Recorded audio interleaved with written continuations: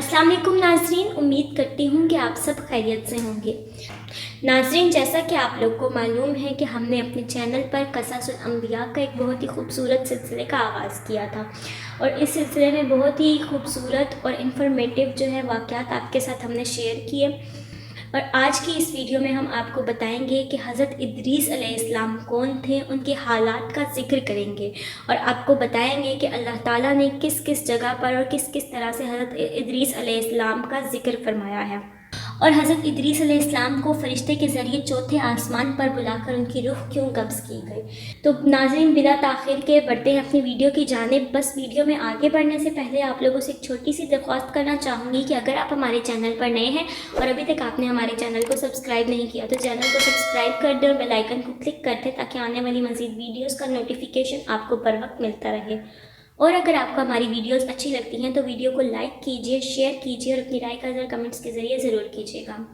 बिला ताख़ीर नाज़रीन, बढ़ते हैं अपनी वीडियो की जानिब और आप लोग को बताते हैं कि हज़रत इदरीस अलैहिस्सलाम के हालात का ज़िक्र कहाँ कहाँ और किस किस तरह से किया गया। अल्लाह ताला ने कुरान पाक में इरशाद फरमाया, जिसका तर्जुमा है, और किताब में इदरीस का भी ज़िक्र करो, वो भी नहायत सच्चे नबी थे और हमने उनको बुलंद मकाम पर उठा लिया।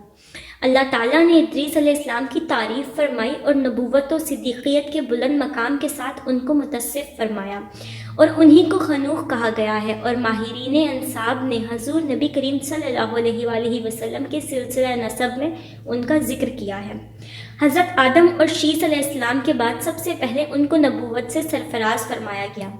मोहम्मद बिन इसहाक कहते हैं कि सबसे पहले आपकी ज़ात बाबरकत कलम से लिखने वाली है। आदम अलैहिस्सलाम को 308 बरस उनको देखने का मौका मिला और एक जमात का ख्याल है कि मुआविया बिन हुक्म सलमा की हदीस में नबी अलैहिस्सलाम ने उन्हीं की तरफ इशारा फरमाया है। जब रसूलुल्लाह सल्लल्लाहु अलैहि वसल्लम से रेत पर लिखने के मुतल्लिक सवाल हुआ तो आप सल्लल्लाहु अलैहि वसल्लम ने फरमाया कि एक नबी ऐसा लिखा करते थे जिसका ख़त उनके मवाक़िफ़ हुआ वो ठीक है।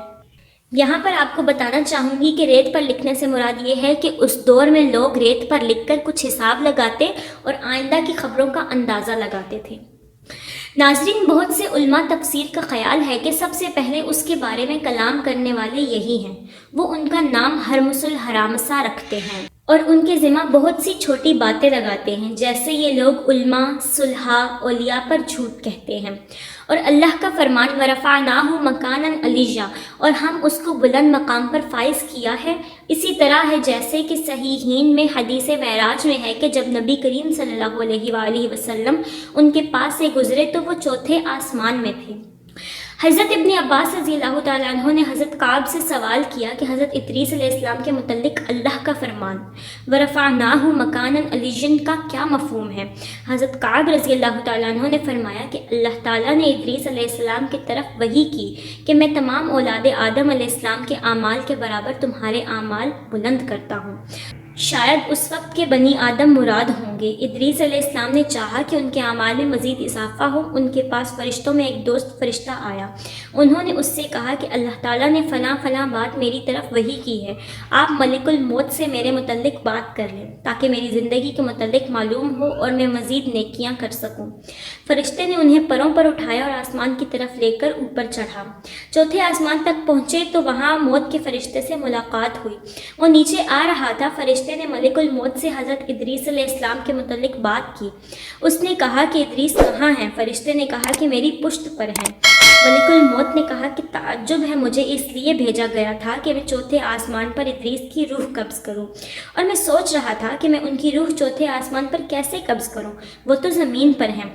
फिर उसने वहाँ इदरीस अलैहिस्सलाम की रूह कब्ज़ की। इसी के मुतल्लिक फरमाने खुदाबंदी है वरफ़अनाहु मकानन अलिय्या, और हमने उनको मकाम बुलंद पर उठा लिया। इसी तरह इब्न अबी हातिम ने इस आयत की तफसीर में मज़कूरा हदीस बयान की है, मगर उसमें यह है कि इदरीस अलैहिस्सलाम ने फ़रिश्ते से कहा कि मलिकुल मौत से पूछो कि मेरी उम्र कितनी बाकी है। मलिकुल मौत उसके पास ही था। उसने पूछा कि इसकी उम्र अभी कितनी बाकी है। تو ملک الموت نے کہا کہ میں دیکھ کر ہی بتا سکتا ہوں۔ پھر اس نے دیکھ کر کہا کہ تو نے ایسے شخص کے متعلق پوچھا ہے کہ جس کی عمر آنکھ جھپکنے کے برابر باقی ہے۔ فرشتے نے اپنے پر کے نیچے ادریس علیہ السلام کو دیکھا، ان کی روح قبض ہو چکی تھی اور اس کو کچھ علم نہ تھا۔ یہ روایت اسرائیلیات میں سے ہے اور اس کے بعض حصوں میں نکارت بھی ہے، یعنی وہ منکر ہے۔ حضرت مجاہد رحمۃ اللہ علیہ نے آیت وَرَفَعْنَاهُ مَكَانًا عَلِيًّا کے بارے میں کہا ہے کہ وہ آسمان کی طرف اٹھائے گئے ہیں اور فوت نہیں ہوئے۔ اب اگر اس سے مراد مجاہد یہ لیتے ہیں کہ ابھی تک فوت نہیں ہوئے تو یہ صحیح نہیں ہے، اور اگر اس سے مراد یہ ہے کہ وہ زندہ آسمان پر اٹھائی گئی ہیں اور وہاں فوت ہوئے تو پھر یہ کعب احبار کی گزشتہ روایت کے منافی اور مخالف نہیں ہے۔ اور اوفا ابن عباس سے آیت مذکورہ بالا وَرَفَعْنَاهُ مَكَانًا عَلِيًّا کے بارے میں نقل کرتے ہیں کہ حضرت ادریس علیہ السلام چھٹے آسمان کی طرف اٹھائے گئے اور وہاں ہی فوت ہوئے، اور ضحاک نے بھی اسی طرح کہا ہے، لیکن متفق علیہ روایت میں ہے کہ وہ چوتھے آسمان پر ہیں، اور یہی بات زیادہ صحیح ہے۔ مجاہد اور دیگر مفسرین کی یہی رائے ہے۔ حضرت حسن بصری نے فرمایا کہ حضرت ادریس علیہ السلام جنت کی طرف اٹھائے گئے ہیں، اور بعض کا قول ہے کہ وہ اپنے والد یرد بن مہلائیل کی زندگی ہی میں آسمان کی طرف اٹھائے گئے، اور بعض مفسرین کی رائے یہ ہے کہ ادریس علیہ السلام کا زمانہ نوح علیہ السلام سے پہلے نہیں ہے بلکہ بنی اسرائیل کے زمانہ میں گزرے ہیں، واللہ عالم۔ اور امام بخاری رحمۃ اللہ علیہ حضرت ابن مسعود رضی اللہ تعالیٰ عنہ اور ابن عباس رضی اللہ تعالیٰ عنہ سے نقل کرتے ہیں کہ حضرت الیاس علیہ السلام ادریس علیہ السلام ہی ہیں، اور انہوں نے اس کی دلیل حضرت انس رضی اللہ تعالیٰ عنہ سے مروی حدیث معراج میں پیش کی ہے۔ اس میں یہ ہے کہ جب نبی کریم صلی اللہ علیہ وآلہ وسلم ادریس علیہ السلام کے پاس سے گزرے تو انہوں نے فرمایا تھا، نیک بھائی اور صالح نبی کے لیے مرحبا، اور حضرت آدم و ابراہیم علیہ السلام کی طرح یہ نہیں کہا کہ نیک بیٹے اور صالح نبی کے لیے مرحبا۔ اگر آپ کے سلسلہ نسب میں ادریس علیہ السلام آتے تو اس طرح کہتے جس طرح حضرت آدم اور ابراہیم علیہ السلام نے فرمایا تھا، مگر مذکورہ بالا حدیث ان کی قول کی تائید نہیں کرتی، کیونکہ بعض اوقات راوی کو ٹھیک طرح یاد نہیں رہتا، اور یہ بھی ہو سکتا ہے کہ بھائی کا لفظ حضرت ادریس علیہ السلام نے تواضع اور انکساری کے طور پر کہا ہو اور اپنے آپ کو والد کے طور پر ظاہر نہ کیا ہو۔ آدم علیہ السلام تو ابو البشر تھے اور ابراہیم علیہ السلام خلیل اللہ تھے، اور حضور صلی اللہ علیہ وآلہ وسلم کے بعد اول العظم رسولوں میں سب سے بڑے تھے، اسی لیے ان کا والد کی حیثیت سے اپنے آپ کو ظاہر کرنا حضرت ادریس علیہ السلام سے مختلف ہے۔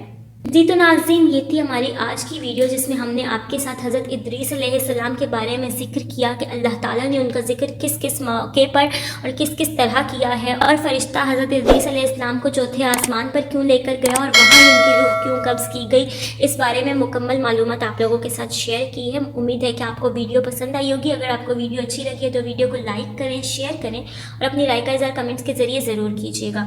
خیال رکھیے گا، آپ سے ملاقات ہوتی ہے اپنی اگلی ویڈیو کے ساتھ، تب تک کے لیے خدا حافظ۔